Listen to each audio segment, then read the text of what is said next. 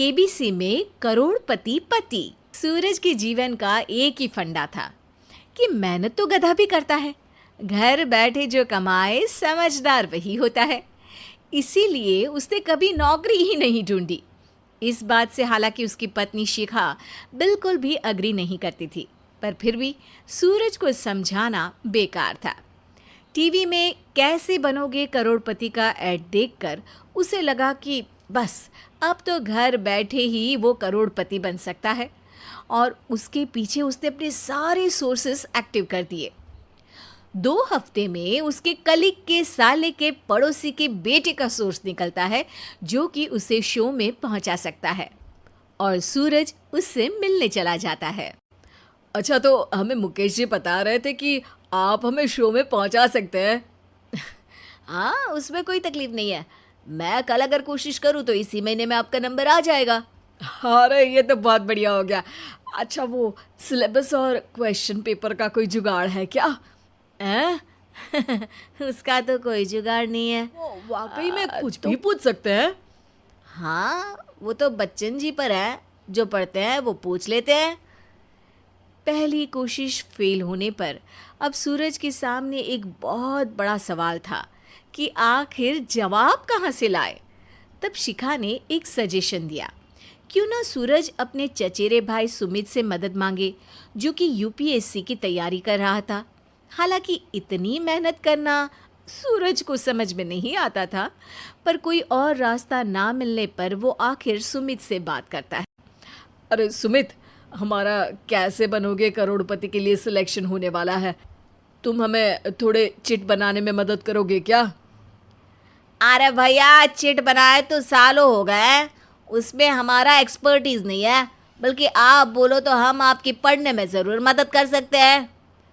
हट, कैसी अनाप शराब बातें कर रहा है तू।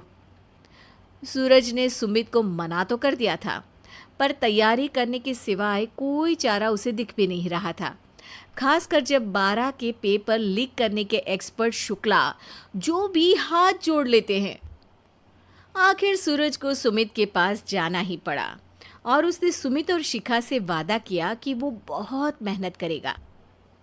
1 महीने की तैयारी के बाद फाइनल हुआ कि शो से 1 हफ्ते पहले एक ट्रायल खेला जाएगा, जहां पर सारे रिश्तेदार ऑडियंस की जगह पर होंगे, और शिखा सवाल दराज से भी रिश्तेदार आकर हाजिर हो गए देखने कि आखिर कैसे बनेगा सुमित करोड़पति। सब कुछ सेट था, और इतने में सूरज आकर अपना स्पीच देता है। ये 1 महीना मेरे लिए आसान नहीं था, पर अपने भाई सुमित और अपनी पत्नी शिखा की मदद से मैं इतनी दूर पहुंच पाया हूँ। मेरे मम्मी पापा के आशीर्वाद ने भी बहुत साथ दिया है मेरा।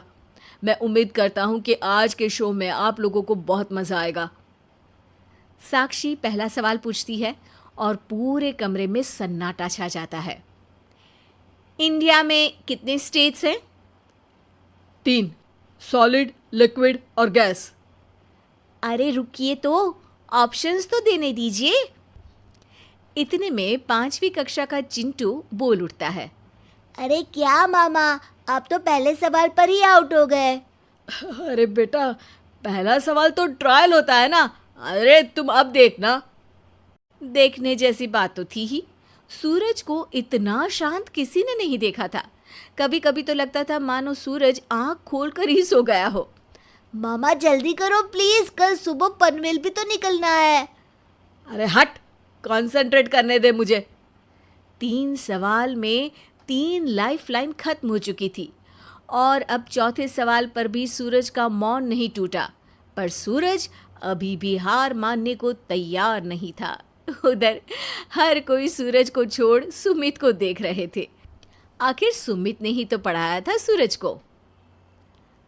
गजब बेइज्जती है यार। अरे बेटा, तो बाप का, दादा का, भाई का, सबका नाम बुड़वाएगा। अरे 3 लाइफलाइन ले ली तो भी तेरा कुछ नहीं होना है।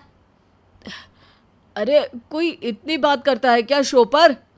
अरे बेटा, शो पर तेरे जैसे भी तो नहीं आते ना। सूरज की ये जंग आखिर 1 घंटे बाद 5वें सवाल पर खत्म हो गई, जब उसने इंडिया के नेशनल बर्ड का नाम कहा, कौवा। अरे बेटा, मजा तो बहुत आया, बस थोड़ा टाइम पर खत्म होता तो आनंद भी आ जाता। ताने बारिश के बूंदों की तरह बरस रहे थे और सूरज को भी समझ आ रहा था कि ये करोड़पति बनना शायद उसके बस के बाहर की बात है। पर वो आखिर ये बात मान कैसे लेता? वो सख्त लौंडा जो ठहरा, उसने सोचा कि बेइज्जती तो हो ही चुकी है, पर अगर मैं हार नहीं मानूं तो शायद कुछ हो सकता है। शिखा, तुम देखना, असली शो में आग लगा दूंगा, आग, करोड़पति बनूंगा मैं। हाँ, सब्जियां खत्म हो गई है घर पे, ले आओ। पहले पति बन जाओ, फिर करोड़पति बनना। अरे गजब बेइज्जती है यार। बेटा, अभी तो घर पर ही हुई है, 1 हफ्ते में तो तुम देश के सामने करवा कर आओगे।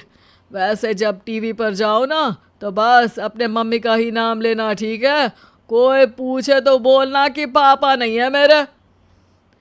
अरे पढ़ाई की, पेपर निकलवाए, इतने सारे लोगों को खाना खिलवाया, क्या फ़र्क पड़ा? इसीलिए मैं कहता हूँ कि मेहनत तो गधा भी करता है, घर बैठे जो कमाए वही सिकंदर। लेकिन मामा, गधे भी जानते हैं कि हमारा राष्ट्रीय पक्षी मोर है। अगर आपको ये वीडियो पसंद आया हो तो इसे लाइक करें, शेयर करें और हमारे चैनल को सब्सक्राइब करना न भूलें। आपका एक सब्सक्राइब हमें और भी बेहतरीन कंटेंट बनाने के लिए प्रेरित करता है। धन्यवाद।